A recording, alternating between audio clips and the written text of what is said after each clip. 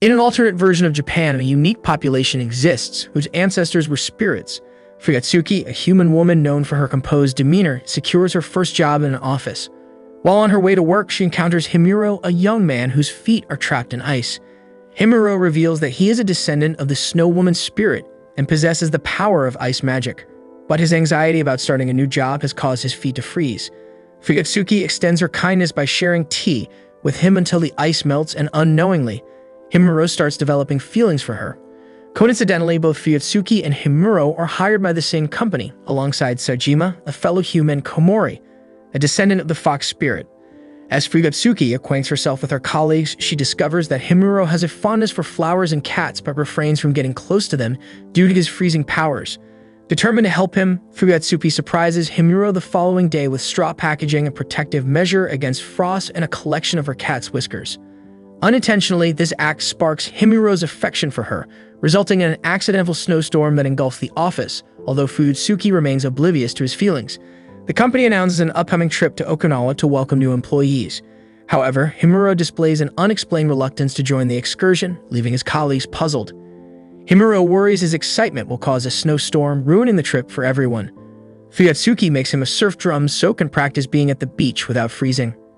Himuro trains until he can control his powers, but at the beach he almost causes storms anyway due to everything he finds cute about Fuyatsuki, and while sightseeing with her accidentally makes it snow.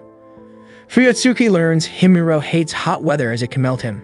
The next morning brings a heat wave and Himuro goes missing. Worried, Fuyatsuki searches and finds him hiding in the shade, discovering that when he melts he physically shrinks and now resembles a child version of himself. If he melts further, he will become a baby, so Fuyatsuki buys ice cream to make him cold again. Fuyatsuki admits she finds his child form adorable and strokes his hair, but he returns to adult size so fast it flusters them both, though Fuyatsuki is confused by her own feelings. Later, while photographing fireworks, it is revealed Fuyatsuki had taken a photo of child Himuro, but keeps this a secret from him. Himuro and Fuyatsuki learn they might be transferred to different departments but are relieved when they are sent to the same office, along with Sejima and Komori, causing Himuro to freeze the office repeatedly. Deciding to show gratitude for helping him in Okinawa, Himuro decides to ask Fuyatsuki to dinner. At the restaurant, Fuyatsuki suspects they are on a real date, but is too nervous to ask.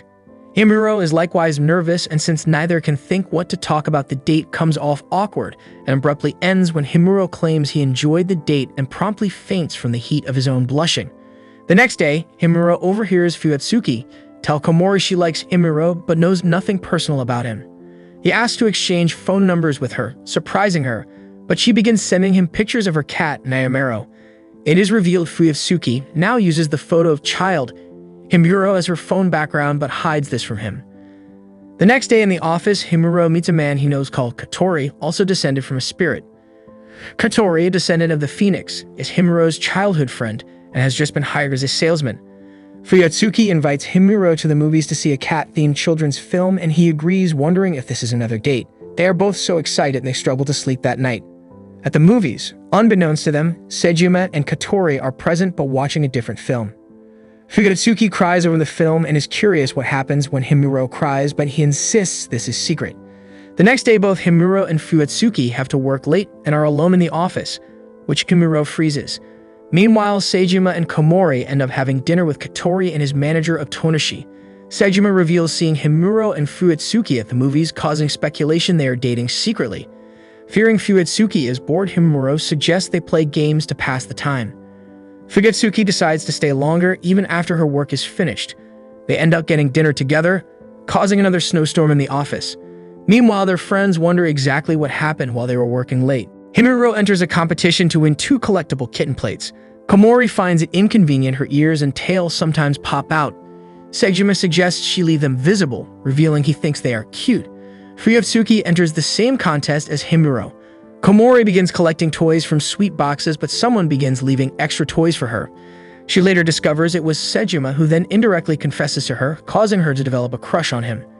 Himuro realizes he won't collect enough points to win the plates, so Fuyatsuki gives him her points too, and they take 1 plate each. Katori fears he has upset Tonoshi. Fuyatsuki is certain it is because he keeps making childish love confessions. Katori is relieved when Tonoshi is not angry but reveals to Himuro he really loves Tonoshi. Fuyutsuki suggests he find a more serious way to confess. Katori practices a serious confession to Fuyutsuki, so Himuro jealously freezes him in ice. Fuyutsuki wonders what it might have been like to be childhood friends with Himuro, making him freeze the office again. Their boss, a descendant of the Buddha, unexpectedly gives Himuro 2 tickets to a cat-themed amusement park. Fuyutsuki agrees to attend the park with Himuro, causing another snowstorm. Himuro tries to plan the visit in advance and is helped by Komori, a frequent visitor to the park. Fuyutsuki, oblivious to it being a date, also invites Komori, who panics and invites Sejima. Himuro enters an icy depression as the date is now a double date. At the park, Fuyutsuki and Himuro help a lost child, so Komori and Sejima go on ahead, hoping Fuyutsuki and Himuro will have a real date once alone. However, Komori and Sejima quickly realize this leaves them alone on their own awkward date. Fuyutsuki and Himuro spend all day together, including dinner and several snowstorms, and end up at a souvenir shop.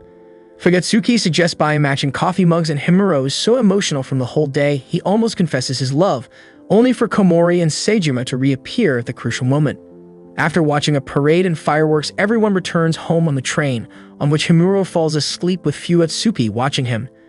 At their homes, Fuyutsuki and Himuro both contemplate that they have mugs and plates from matching sets together. Fuyutsuki is interested in a Halloween-themed iced coffee. Himuro buys 4 so Fuyutsuki can try it with Sejima and Komori, but back at the office finds Fuyutsuki also bought 4 so Himuro could try it. They find this funny and share the extras with Katori's group. The company president, a descendant of the Nararian spirit, decides to host a Halloween party with a 100,000 yen prize for best group costume. It is decided everyone will dress as pumpkins, though Fuyutsuki is disappointed the pumpkin costumes are sold out. While looking for other costumes, Fuyutsuki finds high-class vampire costumes and Himuro nearly freezes the shop. The night of the party, Fuyutsuki is kept late by her clients. Katori forgets the costumes he made for himself and Otonashi, so they improvise with paper to become Egyptian mummies. Fuyutsuki pranks Himuro with fake blood so he embarrassingly freezes himself solid. Seeing Himuro dressed up, Fuyutsuki is flustered by how good he looks and the two remain awkward the entire party. Katori and Otonashi win the prize but share it with Fuyutsuki, and the group on dinner at an expensive restaurant. Himuro ends up walking Fuyutsuki home still in her costumes. With Christmas approaching, Himuro buys snowflake earrings for Fuyutsuki. Komori wins a Christmas ski trip and invites Sejima, Himuro, and Fuyutsuki. Himuro is thrilled to be asked to teach Fuyutsuki to ski, until he realizes he doesn't actually know how to teach since for him skiing is an innate skill he knew without having to learn. Komori teaches Fuyutsuki instead, depressing Himuro. Reaching the ski lodge, Himuro reveals he has a little sister, Yukimi, a model and minor internet celebrity who by coincidence works part-time at the lodge. Fuyutsuki learns Snow Woman descendants have notoriously short tempers with each other as Himuro and Yukimi argue constantly. But Yukimi is happy Himuro is fitting in at work and has made friends.